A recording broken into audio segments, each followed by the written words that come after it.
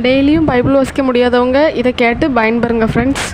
இன்றைக்கி வாழ்க்கைக்கு தேவையான இறைவாரத்தில் என்ன பார்க்க போகிறோம்னா, ஓசேயா 4. இஸ்ரேலுக்கு எதிரான குற்றச்சாட்டு. இஸ்ரேல் மக்களை, ஆண்டவரின் வாக்கை கேளுங்கள். நாட்டில் குடியிருப்பவர்களோடு ஆண்டவருக்கு வழக்கு ஒன்று உண்டு. நாட்டில் உண்மையும் இல்லை, இரக்கமும் இல்லை, கடவுளை அறியும் அறிவும் இல்லை. பொய்யானை, பொய்யுரை, கொலை, களவு, விபச்சாரம் ஆகியன பெருகிவிட்டன. எல்லா கட்டுப்பாடுகளையும் தகர்த்தெறிகின்றனர்.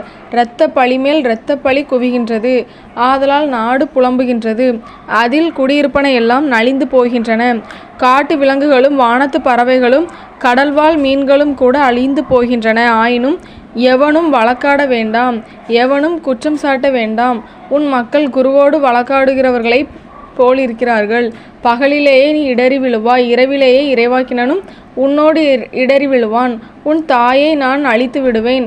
அறிவின்மையால் என் மக்கள் அழிகின்றார்கள். நீ அறிவை புறக்கணித்தாய், நானும் இனி எனக்கு குருவாய் இராதபடி உன்னை புறக்கணிப்பேன். நீ உன் கடவுளின் திருச்சட்டத்தை மறந்து விட்டாய், நானும் உன் மக்களை மறந்து விடுவேன். எவ்வளவுக்கு அவர்கள் பழுகினார்களோ அவ்வளவுக்கு அவர்கள் எனக்கு எதிராய் பாவம் செய்தார்கள். அவர்கள் மேன்மையை இகழ்ச்சியாக மாற்றுவேன். என் மக்களின் பாவங்களால் இவர்கள் வயிறு வளர்க்கின்றார்கள். அவர்கள் தீச்செயல் செய்யும்படி இவர்கள் ஏங்குகின்றார்கள். குருவுக்கு நேரிடுவது மக்களுக்கும் நேரிடும். அவர்களுடைய தீய வழிகளுக்காக தண்டனை வழங்குவேன். அவர்களுடைய செயல்களுக்கேற்ற பதிலை அளிப்பேன். அவர்கள் உண்டாலும் நிறைவடைய மாட்டார்கள், வேசித்தனம் செய்தாலும் பழுக மாட்டார்கள். ஏனெனில் வேசித்தனத்தில் ஈடுபடுவதற்காக ஆண்டவரை கைவிட்டார்கள். இஸ்ரேலில் சிலை வழிபாடும் குடிவெறியும் மதுவும் திராட்சை ரசமும் அறிவை கெடுக்கும். என் மக்கள் மரக்கட்டையிடம் குறிக்கின்றனர். அவர்களது கோல் மறைமொழிகள் கூறுகின்றது. விபச்சார புத்தி அவர்களை நெறித்தவர செய்தது. விபச்சாரம் செய்வதற்காக அவர்கள் தங்கள் கடவுளை விட்டு அகன்றனர். மலை உச்சிகளில் அவர்கள் பலியிடுகின்றார்கள். குன்றுகள் மேலும் நல்ல நிழல் தரும் கருவாளி, புன்னை, தேவதாரு ஆகிய மரங்களின் கீழும் நறுமண புகை எழுப்புகின்றார்கள். ஆதலால் உங்கள் புதல்வியர் வேசித்தனம் செய்கின்றார்கள், உங்கள் மருமக்கள் விபச்சாரம் புரிகின்றார்கள். உங்கள் புதல்வியர் விபச்சாரம் செய்தாலும் உங்கள் மருமக்கள் விபச்சாரம் புரிந்தாலும் நான் அவர்களை தண்டிக்க மாட்டேன். ஏனெனில் ஆண்கள் விலைமாதரோடு போகின்றார்கள், வேசிதாதிகளோடு சேர்ந்து பலி செலுத்துகின்றார்கள்.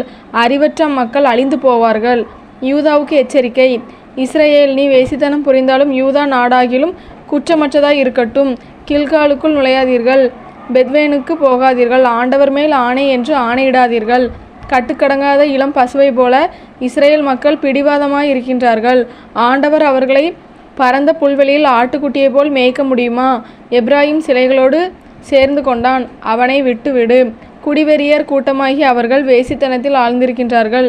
தங்களது மேன்மையை காட்டிலும் இகழ்ச்சியையே அவர்கள் மிகுதியாய் விரும்புகின்றார்கள். காற்று அவர்களை தன் ரெக்கைகளில் பற்றி கொள்ளும். அவர்கள் தங்கள் பழிகளால் நாணம் அடைவார்கள். இது ஆண்டவர் வழங்கும் அருள்வாக்கு. இறைவா, உமக்கு நன்றி.